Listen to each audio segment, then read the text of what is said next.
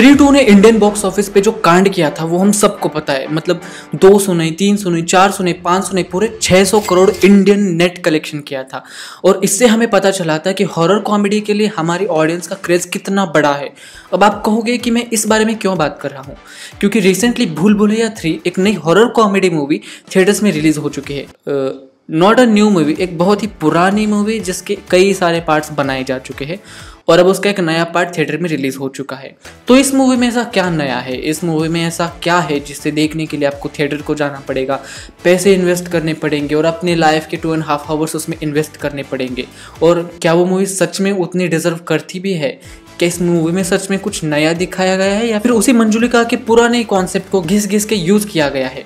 सब बताता हूँ, क्योंकि आप देख रहे हो आपका रिव्यू वाला भाई ओमकार विद फिल्म चर्चा।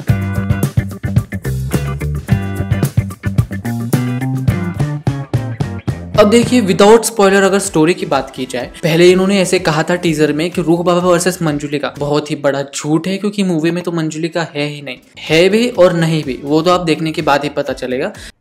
अरे कहना क्या चाहते हो? कोई स्पॉइलर नहीं था ये, लेकिन विदाउट स्पॉइलर अगर स्टोरी का सिनॉप्सिस बताऊं तो कहानी स्टार्ट होती है 200 साल पहले रक्त घाट के एक महल से, जहाँ पे रहती है मंजुलिका।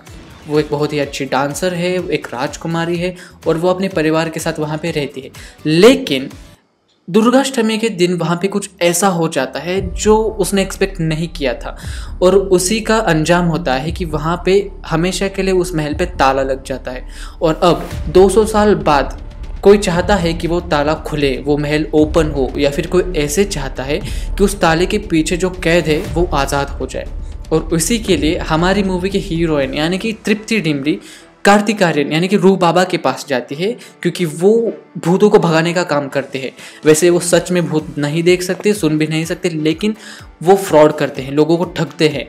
और उन्हीं को जब एक सच्चे भूत के सामने ले जाया जाता है तो वहाँ पे क्या होगा? अब आप कहोगे कि ये स्टोरी कुछ सिमिलर नहीं हुई, मतलब भूल भुलैया 2 में यही तो दिखाया था। लेकिन नहीं, इसमें एक नई चीज़ है और वही स्पॉइलर है और मैं नहीं बता सकता आपको। लेकिन हाँ, वो एक ही चीज़ है जो इसमें नई है, बाकी पूरी स्टोरी क्लाइमैक्स तक वही है पुरानी, कुछ भी नया नहीं है।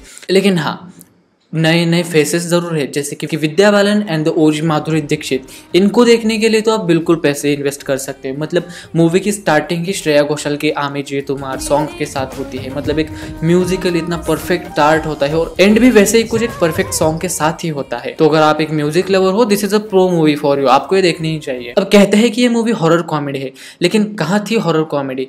मतलब जो भूल भुलैया 3 मैंने देखी उसमें ना तो हॉरर था और ना ही कुछ कॉमेडी थी। मतलब हाँ, कुछ ऐसे सीन्स है जो जेन्युइनली फनी लगते हैं और सिचुएशनल कॉमेडी के साथ वो मैच भी हो जाते हैं।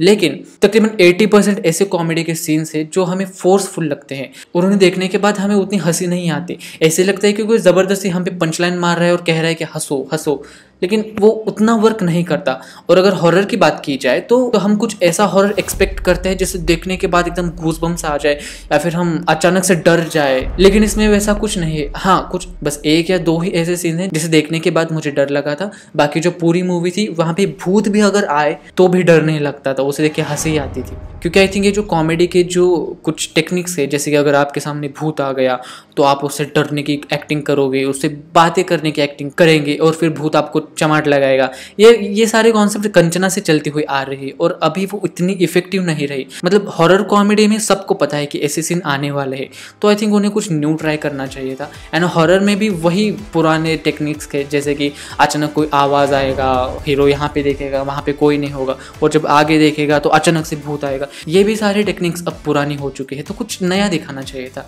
अब एक्टिंग की अगर बात करें तो सभी ने एक्टिंग बहुत अच्छी की थी, लेकिन अगर इस मूवी को किसी ने बचाने का काम किया है तो वो है विद्या बालन और माधुरी दीक्षित। हाँ, ट्रेलर में उनकी एक्टिंग थोड़ी सी ओवर एक्टिंग लग रही थी और ऐसे लग रहा था कि शायद वो एक्टिंग अच्छे से ना कर पाए, लेकिन नहीं, जब आप मूवी देखोगे तब आपको रियलाइज़ होगा उन्होंने बहुत ही बेहतरीन एक्टिंग की है। चाहे वो विद्या बालन हो या फिर माधुरी दीक्षित हो, एक बहुत ही अच्छी टक्कर दी है उन्होंने एक दूसरे को, चाहे वो एक्टिंग में हो या फिर डांस में हो। जब उन दोनों का एक फेस ऑफ का गाना आता है, मेरी ढोल ना सुन, जो श्रेया घोषाल जी ने गाया है, और दोनों वहाँ पे डांस कर रही है, तो एक बहुत ही अच्छा एनवायरनमेंट क्रिएट करता है और उसे देखने के बाद एकदम कान तृप्त हो जाते हैं।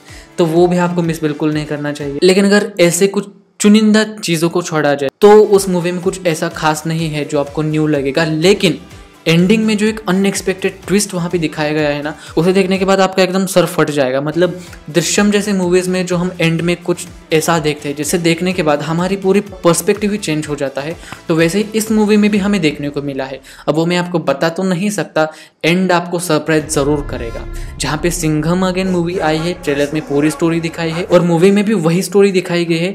वहीं पे भूल भुलैया मूवी ने ट्रेलर में जो एक सस्पेंस बना के रखा था कि कौन है मंजुलिका, कौन है मंजुलिका, क्या वो विद्या बालन है या फिर माधुरी दीक्षित है या फिर कोई और है, उसी का आंसर आपको वो लास्ट के क्लाइमेक्स में मिलेगा और उसे देखने के बाद आप दंग रह जाओगे। 100% श्योर, आपने प्रेडिक्ट भी नहीं किया होगा वो कैरेक्टर वहाँ पे रिवील होगा। अगर हम बाकी के कास्ट के बारे में बात करें, जैसे कि कार्तिक आर्यन, तृप्ति डिमरी और बाकी के जो कलाकार हैं, तो उन्होंने भी बहुत ही अच्छी और उम्दा एक्टिंग की है। कार्तिक आर्यन का कुछ जगह पे थोड़ी सी ओवर एक्टिंग लग रही थी, लेकिन आई थिंक वो कैरेक्टर ही वो एक ऐसा है और उस कैरेक्टर की वो डिमांड ही थी और इसीलिए वो मूवी में अच्छे से मैच भी हो जाता है। अब इस मूवी के लिए आपको बहुत सारे मिक्स्ड रिएक्शंस मिलेंगे।